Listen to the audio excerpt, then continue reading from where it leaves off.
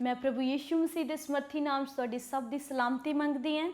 मैं अनु चौधरी अज खुदा दे कलाम दे विचों तुहाडे नाल कुछ साझा करना चाहुंदी हां।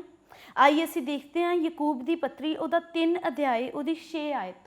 जीभ भी एक अग है, साडिਆਂ अंगां विच कुधर्म दी दुनिया जीभ है, ਜਿਹੜੀ सारी देही नूं दाग लाउंदी अते भव चक्कर नूं अग ला दिंदी है अते आप नरक दी अग तों बल उठदी है।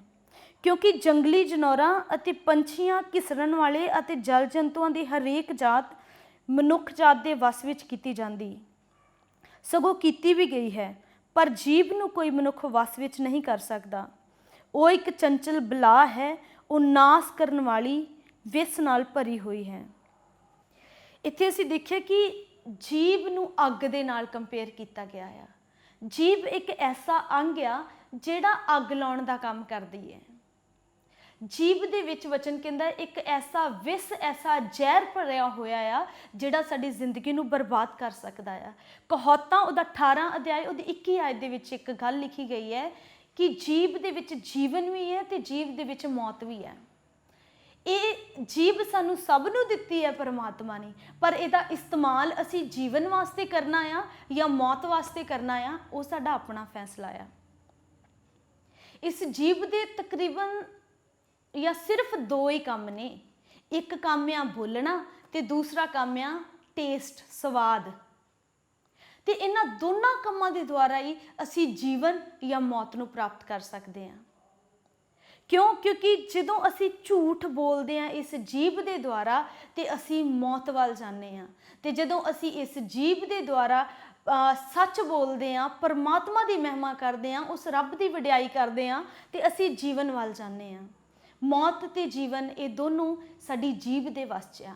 कलाम कहता है कि असी वड्डे वड्डे जनौरां नूं काबू कर सकते हैं, सारी दुनिया के उत्ते इंसान का वस आ, पर जीभ के उत्ते वस नहीं है। तुसी देखिया होएगा सर्कस दे विच वड्डे वड्डे शेर, इन्ने भयानक भयंकर जानवर, वड्डे वड्डे हाथी इंसान के इशारियां ते नचदे ने। सब नूं वो कंट्रोल कर सकता है, बस एक जीभ ही ऐसी चीज़ है जिहड़ी इंसान के वस च नहीं है।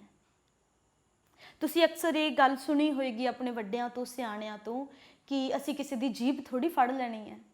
ये क्यों कहा जाता है? क्योंकि जो इंसान के वस च आ, जो इंसान के मन च आउंदा है, वो बोलता है।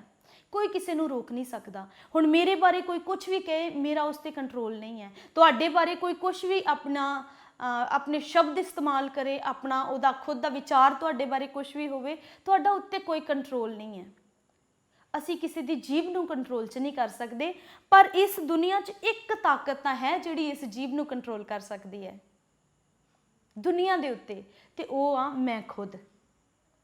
तुसी अपने आप नूं कह सकते हो कि सिर्फ ते सिर्फ मैं ही अपनी जीभ नूं कंट्रोल कर सकता है, होर कोई नहीं उस परमात्मा तो इलावा। हाँ, जे वो कंट्रोल करनी चाहे तो उहदा तरीका थोड़ा वखरा आ।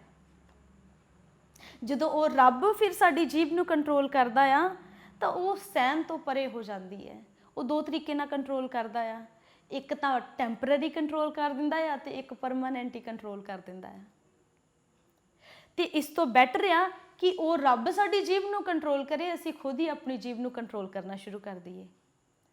असी वचन दे विच देखदे हां कई वारी ये जीभ की वजह दे नाल साडा मसा साडा आत्मिक शक्ति, साडा बल जिहड़ा सानू आत्मा तो मिलता है वो वेस्ट हो जाता है।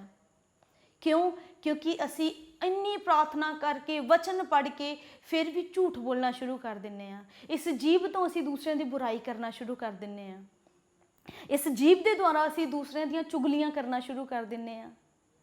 ते चाहे असी 4 घंटे दुआ कर लीए, 5 मिनट की चुगली की हुई 2 सैकेंड का झूठ साढ़े 5 या 4 घंटे की मेहनत नूं व्यर्थ करने लई काफ़ी है। वचन च लिखिया गया जहाज कितना वड्डा हुंदा आ, कितना वड्डा हुंदा आ, पर एक छोटे जे चप्पू दे नाल असी उस जहाज नूं जिधर मर्जी चाहिए मोड़ सकते हैं। इसी तरह ही जीभ आ, जे असी चाहिए तो जीवन वाल मोड़ सकते हैं, अपने आप नूं जे चाहिए तो असी मौत वाल जा सकते हैं। तुसी कहोगे हुण जीभ तो मौत किद्दां हो सकती है? जदों तुसी पहला सैमुअल उहदा 30 अध्याय ते दूसरे सैमुअल दा पहला अध्याय पढ़ोगे, हुण साडे कोल इन्ना टाइम नहीं है कि वो सारा चैप्टर मैं तुहानूं पढ़ के दसां, पर उहदे विच तुसी एक घटना देखोगे ਦੂਸਰੇ ਸੈਮੂਅਲ ਦੇ ਪਹਿਲੇ ਅਧਿਆਇ ਦੇ ਵਿੱਚ ਤੁਸੀਂ ਦੇਖੋਗੇ ਕਿ ਇੱਕ ਨੌਜਵਾਨ ਮਨੁੱਖ ਦਾਊਦ ਦੇ ਕੋਲ ਆਂਦਾ ਆ ਤੇ ਦਾਊਦ ਨੂੰ ਆ ਕੇ ਇਹ ਕਹਿੰਦਾ ਆ ਕਿ ਸ਼ਾਉਲ ਨੂੰ ਮੈਂ ਮਾਰ ਦਿੱਤਾ। ਉਹਨੂੰ ਇਹ ਸਟੋਰੀ ਪਤਾ ਸੀਗੀ ਕਿ ਸ਼ਾਉਲ ਜਿਹੜਾ ਹੈ ਉਹ ਦਾਊਦ ਦੇ ਪ੍ਰਾਣਾਂ ਦਾ ਵੈਰੀ ਹੈ, ਉਹਨੂੰ ਮਾਰਨਾ ਚਾਹੁੰਦਾ ਆ। ਤਾਂ ਉਹਨੂੰ ਲੱਗਿਆ ਕਿ ਜੇ ਮੈਂ ਇਹ ਖਬਰ ਜਾ ਕੇ ਦਾਊਦ ਨੂੰ ਦੱਸਾਂ ਤਾਂ ਸ਼ਾਇਦ ਮੈਨੂੰ ਕਿਉਂਕਿ ਦਾਊਦ ਰਾਜਾ ਬਣ ਜਾਏਗਾ ਸ਼ਾਉਲ ਦੇ ਮਰਨ ਤੋਂ ਬਾਅਦ, ਤੇ ਮੈਨੂੰ ਕੋਈ ਚੰਗੀ ਪਦਵੀ ਮਿਲ ਜਾਏਗੀ, ਮੈਨੂੰ ਉਹਦੇ ਰਾਜ ਦੇ ਵਿੱਚ ਸ਼ਾਇਦ ਕੋਈ ਵੱਡਾ ਸਾਰਾ ਮੰਤਰੀ ਦਾ ਪਦ ਮਿਲ ਜਾਏ। ਇਸ ਕਰਕੇ ਉਸ ਇਨਸਾਨ ਨੇ ਜਾ ਕੇ ਦਾਊਦ ਨੂੰ ਇੱਕ ਗੱਲ ਕਹੀ ਕਿ ਸ਼ਾਉਲ ਮਰਨ ਵਾਲਾ ਸੀ, ਉਹਨੇ ਮੈਨੂੰ ਆਪਣੇ ਕੋਲ ਬੁਲਾਇਆ ਤਾਂ ਉਹਨੇ ਮੈਨੂੰ ਇਹ ਆਖਿਆ ਕਿ ਇਸ ਤੋਂ ਪਹਿਲਾਂ ਕਿ ਮੈਨੂੰ ਫਲਿਸਤੀ ਮਾਰਨ ਤੂੰ ਮੈਨੂੰ ਮਾਰ ਦੇ, ਤੇ ਮੈਂ ਉਹਨੂੰ ਮਾਰਤਾ। ਉਹਦਾ ਬਾਜੂਬੰਦ ਤੇ ਉਹਦਾ ਇਹ ਨਿਸ਼ਾਨੀਆਂ ਮੈਂ ਲੈ ਕੇ ਆਇਆ ਆ ਤਾਂ ਕਿ ਤੁਹਾਨੂੰ ਮੈਂ ਵਿਸ਼ਵਾਸ ਦਿਵਾ ਸਕਾਂ ਕਿ ਸ਼ਾਉਲ ਜਿਹੜਾ ਹੈ ਉਹ ਮਰ ਗਿਆ ਆ। ਤੇ ਦਾਊਦ ਨੇ ਉਹਨੂੰ ਇੱਕ ਪ੍ਰਸ਼ਨ ਕੀਤਾ ਕਿ ਯਹੋਵਾ ਦੇ ਮਸਾ ਕੀਤੇ ਹੋਏ ਉੱਤੇ ਹੱਥ ਪਾਉਣ ਲੱਗਿਆ ਤੈਨੂੰ ਡਰ ਨਹੀਂ ਲੱਗਿਆ? ਤੇ ਉਸੇ ਵੇਲੇ ਦਾਊਦ ਨੇ ਆਪਣੇ ਸਿਪਾਹੀਆਂ ਚੋਂ ਇੱਕ ਨੂੰ ਕਿਹਾ ਤੇ ਵਚਨ ਕਹਿੰਦਾ ਉਹਨੇ ਉਹਨੂੰ ਐਸਾ ਮਾਰਿਆ ਕਿ ਉੱਥੇ ਹੀ ਮਰ ਗਿਆ। ਕਿਸ ਵਜ੍ਹਾ ਦੇ ਨਾਲ? ਉਸ ਇਨਸਾਨ ਨੂੰ ਉਸੇ ਵੇਲੇ ਹੀ ਮੌਤ ਦਾ ਸਾਹਮਣਾ ਕਰਨਾ ਪਿਆ, ਸਿਰਫ ਇਸ ਜੀਭ ਦੀ ਵਜ੍ਹਾ ਨਾਲ। ਕਿਉਂ? ਕਿਉਂਕਿ ਜਦੋਂ ਤੁਸੀਂ 31 ਅਧਿਆਇ ਦੇ ਵਿੱਚ ਪੜ੍ਹੋਗੇ ਨਾ ਤਾਂ ਉੱਥੇ ਤੁਹਾਨੂੰ ਪੂਰੀ ਸਟੋਰੀ ਕਲੈਰਿਟੀ ਦੇ ਨਾਲ ਸਮਝ ਲੱਗ ਜਾਏਗੀ ਕਿ ਇਸ ਤਰ੍ਹਾਂ ਦਾ ਕੁਝ ਵੀ ਨਹੀਂ ਹੋਇਆ ਸੀ। ਸ਼ਾਉਲ ਆਪਣੇ ਆਪ ਹੀ ਮਰਿਆ ਸੀ। ਇਸ ਇਨਸਾਨ ਨੇ ਦੇਖ ਲਿਆ ਸੀ ਕਿ ਸ਼ਾਉਲ ਮਰ ਰਿਹਾ ਆ ਤਾਂ ਉਸੇ ਵੇਲੇ ਇਹਦੇ ਦਿਮਾਗ ਨੇ ਇੱਕ ਝੂਠੀ ਸਟੋਰੀ ਘੜਤੀ ਕਿ ਮੈਂ ਜਾ ਕੇ ਦਾਊਦ ਨੂੰ ਇਹ ਕਵਾਂਗਾ ਕਿ ਮੈਂ ਸ਼ਾਉਲ ਨੂੰ ਮਾਰਤਾ ਆ ਤਾਂ ਮੇਰਾ ਫਾਇਦਾ ਹੋਏਗਾ ਉਸ ਚੀਜ਼ ਦੇ ਵਿੱਚ। ਕਈ ਵਾਰੀ ਅਸੀਂ ਗੱਲ ਨੂੰ ਵਧਾ ਚੜਾ ਕੇ ਜਦੋਂ ਕਰਦੇ ਆ ਤਾਂ ਕਿਤੇ ਨਾ ਕਿਤੇ ਅਸੀਂ ਮੌਤ ਨੂੰ ਦਾਵਤ ਦਿੰਨੇ ਆ। ਜਦੋਂ ਅਸੀਂ ਨਵੇਂ ਨੇਮ ਦੇ ਵਿੱਚ ਹਨਨੀਆ ਸਫੀਰਾ ਦੀ ਕਹਾਣੀ ਦੇਖਦੇ ਆ, ਹਨਨੀਆ ਤੇ ਸਫੀਰਾ ਨੇ ਜਗ੍ਹਾ ਵੇਚੀ। ਉਹਨਾਂ ਨੇ ਖੁਦ ਪਤਰਸ ਨੂੰ ਕਿਹਾ ਸੀ ਕਿ ਜਿੰਨੇ ਦੀ ਵਿਕੇਗੀ ਜਗ੍ਹਾ ਅਸੀਂ ਸਾਰੇ ਦੇ ਸਾਰੇ ਪੈਸੇ ਪਰਮੇਸ਼ਰ ਦੇ ਭਵਨ ਦੇ ਵਿੱਚ ਲੈ ਕੇ ਆਵਾਂਗੇ। ਪਰ ਉਹਨਾਂ ਦੇ ਦਿਲ ਦੇ ਵਿੱਚ ਲਾਲਚ ਆ ਗਿਆ, ਉਹਨਾਂ ਨੇ ਇੱਕ ਝੂਠੀ ਸਟੋਰੀ ਘੜੀ ਤੇ ਜਾ ਕੇ ਰੱਬ ਦੇ ਦਾਸ ਦੇ ਅੱਗੇ ਝੂਠ ਬੋਲਤਾ ਕਿ ਇਹ ਖੇਤ ਇੰਨੇ ਦਾ ਹੀ ਵਿਕਿਆ ਆ। ਤੇ ਤੁਸੀਂ ਸਭ ਜਾਣਦੇ ਹੋ ਕਿ ਉਹਦਾ ਰਿਜ਼ਲਟ ਕੀ ਹੋਇਆ। ਉਹ ਦੋਨੋਂ ਉਸੇ ਦਿਨ ਹੀ ਮਰ ਗਏ। ਇਹ ਜ਼ਬਾਨ ਸਾਨੂੰ ਜ਼ਿੰਦਗੀ ਵੱਲ ਜਾਂ ਮੌਤ ਵੱਲ ਲੈ ਕੇ ਜਾ ਸਕਦੀ ਹੈ। ਹੁਣ ਇਹ ਤਾਂ ਸੀਗੀ ਮੌਤ ਦੀ ਗੱਲ ਕਿ ਕਿਸ ਤਰ੍ਹਾਂ ਜ਼ਬਾਨ ਦੀ ਵਜ੍ਹਾ ਦੇ ਨਾਲ ਮੌਤ ਆਈ। ਹੁਣ ਇੱਕ ਐਗਜ਼ਾਮਪਲ ਮੈਂ ਤੁਹਾਨੂੰ ਦਊਂਗੀ ਕਿ ਕਿਸ ਤਰ੍ਹਾਂ ਇਸ ਜ਼ਬਾਨ ਦੀ ਵਜ੍ਹਾ ਦੇ ਨਾਲ ਕਿਸੇ ਨੇ ਜੀਵਨ ਪਾ ਲਿਆ। ਇਹ ਗੱਲ ਉਦੋਂ ਦੀ ਆ ਜਦੋਂ ਪ੍ਰਭੂ ਯਿਸੂ ਮਸੀਹ ਸਲੀਬ ਤੇ ਸੀਗੇ। ਉਹ ਸਲੀਬ ਤੇ ਸੀ, ਉਹਨਾਂ ਦੇ ਦੋਨੋਂ ਤਰਫ ਦੋ ਡਾਕੂ ਸੀਗੇ, ਸੱਜੇ ਤੇ ਖੱਬੇ। ਤੇ ਉਹ ਦੋਨੋਂ ਡਾਕੂ ਲਗਾਤਾਰ ਪ੍ਰਭੂ ਯਿਸੂ ਮਸੀਹ ਦੇ ਨਾਲ ਰਹੇ ਸੀਗੇ ਜਿੰਨਾ ਚਿਰ ਉਹ ਉਸ ਪਰਸੀਕਿਊਸ਼ਨ ਦੇ ਵਿੱਚ ਰਹੇ। ਜਦੋਂ ਉਹ ਫੜਵਾਏ ਗਏ ਉਹ ਡਾਕੂ ਉੱਥੇ ਸੀਗੇ, ਜਦੋਂ ਉਹਨਾਂ ਦੇ ਮੂੰਹ ਤੇ ਥੁੱਕਿਆ ਗਿਆ ਉਹ ਡਾਕੂ ਉੱਥੇ ਸੀਗੇ, ਜਦੋਂ ਉਹਨਾਂ ਦੀ ਚਪੇੜਾਂ ਵੱਜੀਆਂ ਉਹ ਡਾਕੂ ਇਸ ਚੀਜ਼ ਦੇ ਗਵਾਹ ਸੀਗੇ, ਜਦੋਂ ਉਹਨਾਂ ਦੇ ਕਿੱਲ ਠੋਕੇ ਗਏ ਇਹਨਾਂ ਨੇ ਦੇਖਿਆ ਸੀ। ਤੇ ਹੁਣ ਜਦੋਂ ਯਿਸੂ ਮਸੀਹ ਜੀ ਸਲੀਬ ਤੇ ਨੇ ਤਾਂ ਵੀ ਇਹ ਦੋਨੋਂ ਉਹਨਾਂ ਦੇ ਸੱਜੇ ਤੇ ਖੱਬੇ ਨੇ। ਹੁਣ ਦੇਖ ਤਾਂ ਇਹ ਦੋਨੋਂ ਰਹੇ ਨੇ ਕਿ ਕੈਸਾ ਉਹਨਾਂ ਦਾ ਬਿਹੇਵੀਅਰ ਆ, ਕੀ ਉਹ ਕਰ ਰਹੇ ਨੇ, ਕਿਸ ਤਰ੍ਹਾਂ ਦਾ ਉਹਨਾਂ ਦਾ ਰਿਸਪੌਂਸ ਹੈ ਆਪਣੇ ਸਤਾਉਣ ਵਾਲਿਆਂ ਦੇ ਪ੍ਰਤੀ।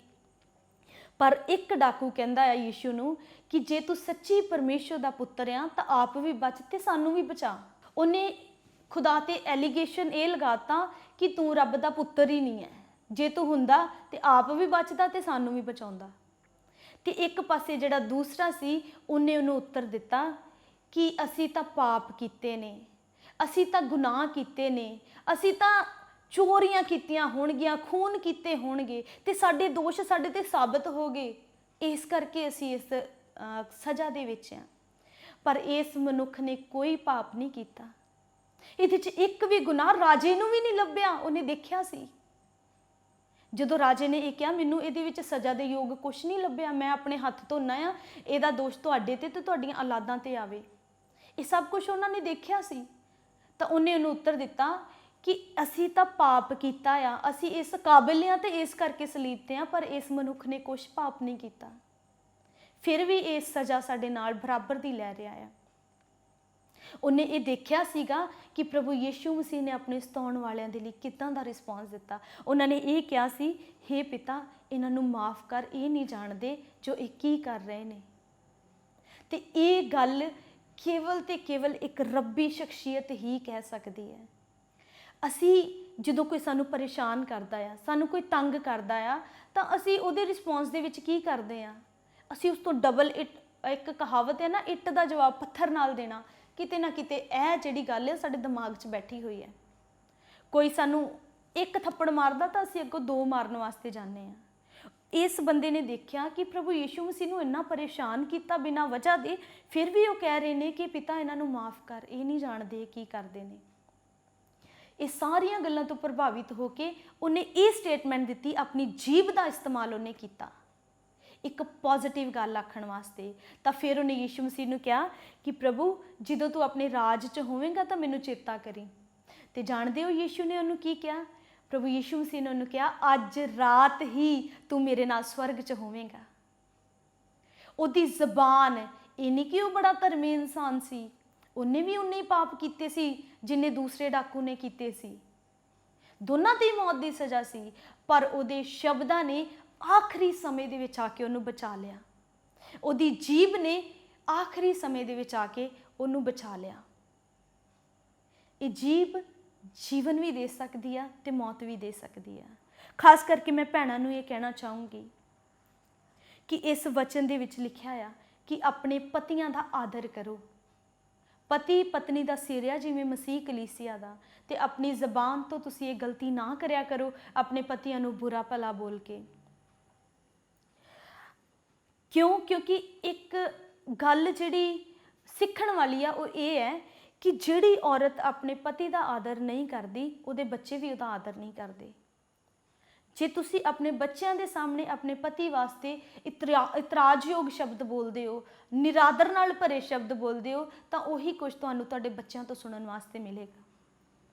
ਆਪਣੀ ਜ਼ਬਾਨ ਦੇ ਨਾਲ ਦੂਸਰਿਆਂ ਨੂੰ ਬੁਰਾ ਭਲਾ ਕਹਿਣ ਨਾਲੋਂ ਬਿਹਤਰ ਆ ਕਿ ਅਸੀਂ ਪਰਮੇਸ਼ਰ ਦੇ ਕਲਾਮ ਨੂੰ ਪੜ੍ਹੀਏ, ਖੁਦਾ ਦੇ ਕਲਾਮ ਦੇ ਅਨੁਸਾਰ ਦੁਆ ਪ੍ਰਾਰਥਨਾ ਕਰੀਏ ਤੇ ਜ਼ਿੰਦਗੀ ਵੱਲ ਜਾਈਏ, ਮੌਤ ਨੂੰ ਛੱਡ ਕੇ ਤੇ ਜੀਵਨ ਦੇ ਵੱਲ ਆਈਏ। ਆਈ ਮੈਂ ਤੁਹਾਡੇ ਵਾਸਤੇ ਪ੍ਰਾਰਥਨਾ ਕਰੂੰਗੀ ਕਿ ਪਰਮੇਸ਼ਵਰ ਤੁਹਾਨੂੰ ਸਾਰਿਆਂ ਨੂੰ ਅੱਜ ਦੇ ਕਲਾਮ ਦੇ ਦੁਆਰਾ ਬਰਕਤ ਦੇਵੇ। ਆਈਏ ਪ੍ਰਾਰਥਨਾ ਕਰਦੇ ਹਾਂ।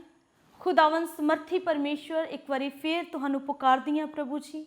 ਮੈਂ ਪ੍ਰਾਰਥਨਾ ਕਰਦੀ ਹਾਂ ਖੁਦਾ, ਅੱਜ ਜਿੰਨੇ ਲੋਕ ਇਸ ਸੰਦੇਸ਼ ਨੂੰ ਸੁਣਨ, ਹੁਣ ਦਿਓ ਪ੍ਰਭੂ ਜੀ ਕਿ ਤੁਹਾਡੇ ਕਲਾਮ ਦੇ ਦੁਆਰਾ ਜ਼ਿੰਦਗੀਆਂ ਬਦਲ ਜਾਣ ਖੁਦਾ, ਤੁਹਾਡੇ ਕਲਾਮ ਦੇ ਦੁਆਰਾ ਸੁਭਾਅ ਬਦਲ ਜਾਣ ਪਰਮੇਸ਼ਰ ਪ੍ਰਭੂ।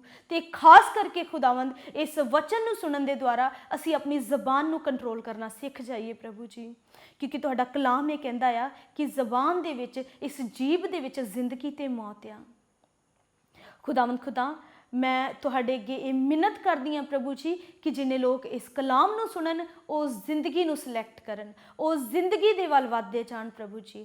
ਸਭ ਤੇ ਆਪਣੀ ਬਰਕਤ ਕਰੋ, ਕਿਰਪਾ ਕਰੋ ਖੁਦਾਵੰਦ, ਆਪਣੀ ਆਤਮਾ ਦੀ ਅਗਵਾਈ ਦੇ ਨਾਲ ਤੁਸੀਂ ਸਾਨੂੰ ਸਭਨਾਂ ਨੂੰ ਚਲਾਓ। ਖਾਸ ਕਰਕੇ ਪ੍ਰਭੂ ਜੀ ਜਿੰਨੇ ਲੋਕ ਇਸ ਕਲਾਮ ਨੂੰ ਸੁਣਨ ਪ੍ਰਭੂ, ਉਹ ਤੁਹਾਡੀ ਮੌਜੂਦਗੀ ਨੂੰ ਆਪਣੀ ਜ਼ਿੰਦਗੀ 'ਚ ਮਹਿਸੂਸ ਕਰਨ ਤੇ ਤੁਹਾਡਾ ਕਲਾਮ ਉਹਨਾਂ ਦੀ ਜ਼ਿੰਦਗੀ 'ਚ ਫਲ ਲੈ ਕੇ ਆਏ। ਪ੍ਰਾਰਥਨਾ ਯੀਸ਼ੂ ਮਸੀਹ ਦੇ ਸਮਰਥੀ ਔਰ ਜ਼ਿੰਦਾ ਨਾਮ 'ਚ ਮੰਗਦੇ ਹਾਂ, ਆਮੀਨ। ਪਰਮੇਸ਼ਰ ਤੁਹਾਨੂੰ ਸਾਰਿਆਂ ਨੂੰ ਬਰਕਤ ਦੇਣ, ਆਮੀਨ।